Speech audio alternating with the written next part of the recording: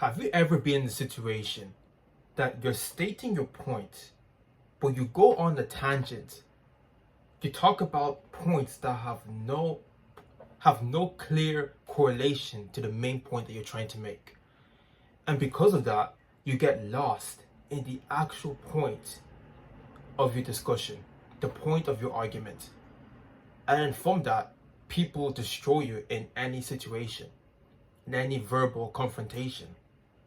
All because you can't keep your thoughts, your words, in a coherent manner. That's what happened to me many times in the past. And because of that, I've figured out and I've discovered through research of top people in the communication sphere, I've realized that there is a common habit that they do within their speech to make them more articulate and make their point more coherent. And that's what we're going to discuss today, the power framework.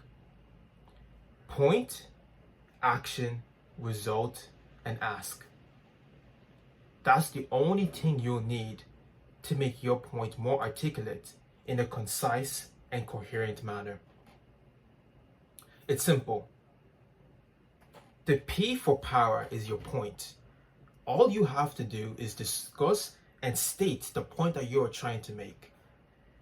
Let's say, in my case, that I believe that learning new things, constantly becoming a continuous learner, is critical for your self-development, your self-mastery, your self-improvement. That is the point that I'm trying to make, especially with this channel. So then I have to go on to the A part of the power, the action. What actions have I done to prove that hypothesis, to prove that point in my own life? Well, it's simple. I've learned things every single day, from psychology, neuroscience, self-improvement, mastery, learning in general. History, I've been learning things every single day. And because of that, my mind has become more aware of the networks of knowledge between different spheres of knowledge. That is the action I've taken. I've done research every single day. Then you have to go on to the result. And I've kind of already stated the result of which. The result is that I've now been able to find correlations and links between different topics. That is the result part of power. Point, action, result. Then it's simple. Ask. Ask a question afterwards. Why aren't you being a continuous learner? Why aren't you learning consistently every single day? Why don't you want to learn more about the world or learn about how the world works? Why is that the case? The whole point of this framework is that it gives you, first of all, your point, and also evidence that your point actually works. Because this is no longer a point of opinion. Now you're bringing in evidence to back up your opinion, proving it to be fact.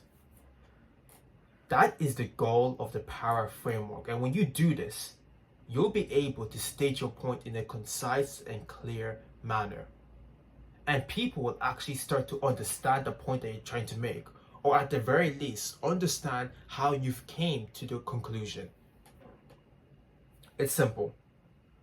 Point, action, result, ask. P for stating your point. A for action, so stating the actions that you've taken every single day, or whatever actions you've taken to prove that your point is valid. Then is the result for the R. Prove the results of the actions that you've taken. Has it been in line with the point that you're trying to make? Has learning every single day proved that being a continuous learner is efficient and critical for your self-development? Then ask a question. Go back to the person. Ask them, why aren't you learning? Now you're flipping it on them now. You've provided evidence. Now it's their turn to provide their evidence or whatever their point is.